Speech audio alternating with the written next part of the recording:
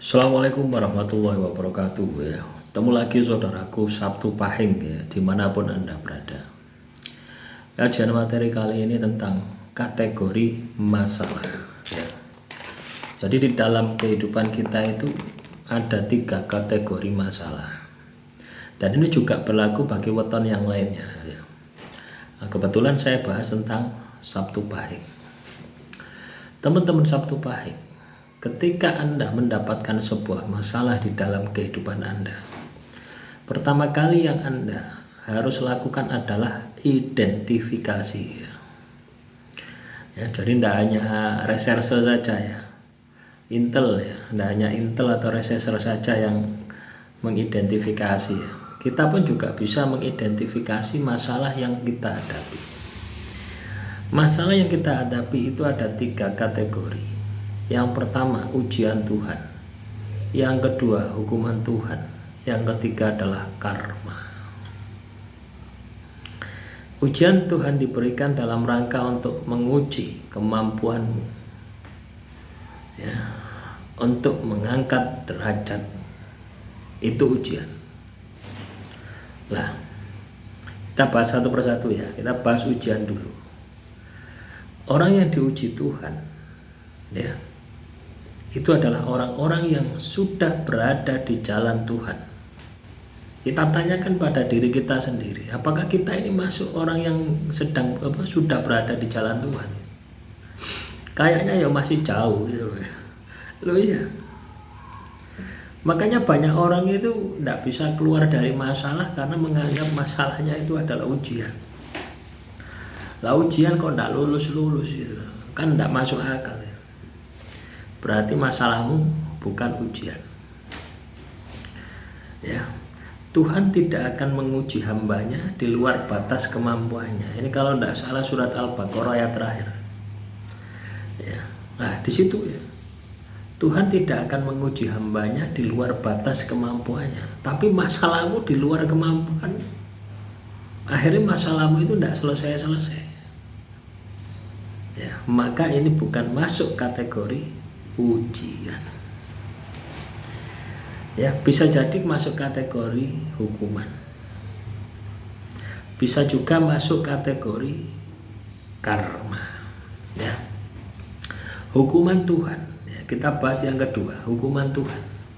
Hukuman Tuhan diberikan kepada kita ketika kita melanggar yang namanya perintah Tuhan ya. Pokoknya perintah larangan ini abaikan semua ya. Misalkan ya, kamu punya agama, punya kepercayaan, dilarang untuk menjalankan riba, tapi mau lakoni, kau nyilih duit di bank, kau nyilih duit di koperasi, atau kau nyilih duit di perorangan, leasing, pegadaian, di mana itu ada bunganya. Terus tiba-tiba habis kamu utang, beli rumah KPR, terus tidak bisa membayar karena kamu di PHK. Disitulah awal masalahmu. Sampai kenapa kok tidak selesai? Kenapa kok timbul terus masalah? Karena itu adalah hukuman Tuhan. Jadi tidak mau tobati ya, kondisi semacam itu, masalahmu tidak bakal selesai. Itu bukan ujian Tuhan, tapi itu hukuman Tuhan karena kita melanggar apa yang menjadi perintah Tuhan ya. Paham ya? Dan biasanya ketika kita melanggar perintah Tuhan, Tuhan itu akan kasih gambaran ya, akan kasih pengingat gitu ya, dosa apa yang kamu lakukan itu pasti gitu ya. Kalau kamu katakanlah ya,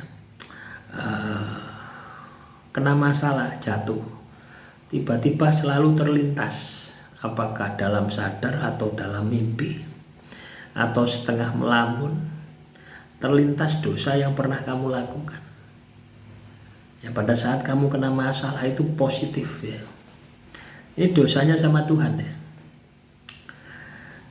Ya kadang ya berdampak kepada makhluk ya. Itu hukuman Tuhan ya. Yang terakhir adalah karma ya. Kamu kena masalah bertubi-tubi, Dan biasanya karma ini lama, teman-teman ya.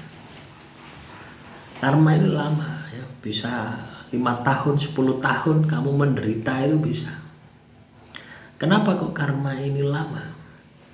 Karena biasanya orang yang kamu sakiti itu juga menderitanya lama. Ya, contoh misalkan, kamu janji kawin ya, sama seseorang, tiba-tiba kamu tinggal minggat, akhirnya dia itu stres, depresi, ya, bertahun-tahun, katakanlah 5 tahun, 10 tahun, baru dia sembuh. Nah, ketika kondisi semacam ini, ya, ini kan menderita gitu loh, akibat dari perbuatanmu yang tidak bertanggung jawab. Maka suatu saat kamu akan mengalami perasaan yang sama, artinya kamu akan terjatuh karena itu gitu loh. Dan ketika itu memang adalah sebuah karma ya, adalah karma dari tindakan itu ya, maka Tuhan akan selalu ya, menampakkan orang yang kamu sakiti, orang yang kamu zalimi itu akan nampak. Begitu pula ketika kamu hancur, orang yang kamu sakiti akan menerima informasi tentang dirimu, bahwasanya kamu sedang hancur. Itulah Tuhan itu adil. Jadi kalau kamu tidak bisa mendapatkan keadilan ya, di negara kita, harus tenang saja, Tuhan itu maha adil. Lu ya tinggal nunggu waktunya saja. Ya, semakin Anda ikhlas, maka keadilan itu akan semakin cepat. Ya, jadi kalau karma itu sifatnya tahunan ya. Jarang ada karma 1 tahun, 2 tahun, itu jarang. Ya.